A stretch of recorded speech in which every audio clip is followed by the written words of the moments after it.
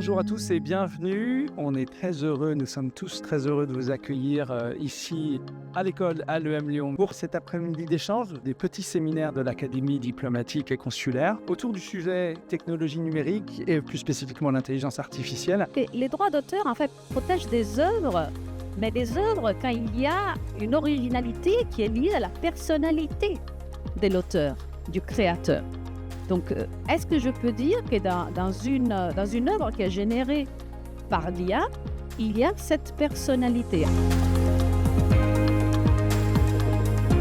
Quand est arrivée cette révolution avec ChatGPT, etc., ce qui m'a frappé, ce qui a frappé la communauté des chercheurs aussi, c'est non seulement effectivement ça marchait, mais surtout que c'était quelque chose de très opaque. On avait des choses extraordinaires. Pour nous, la science, c'est censé être reproductible. On a dans la balance l'IA qui sait comment se replie une protéine, prix de la démocratie. Qu'est-ce qu'on fait ?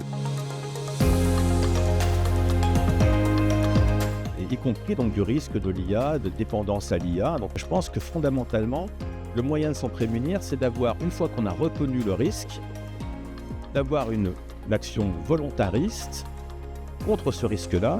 Et quelle est la résistance par rapport à ça ? La résistance par rapport à ça, c'est de produire des jeunes générations qui sont capables de développer un rapport au réel qui est capable de filtrer ce qui arrive sur les réseaux sociaux, de développer un rapport au réel scientifique.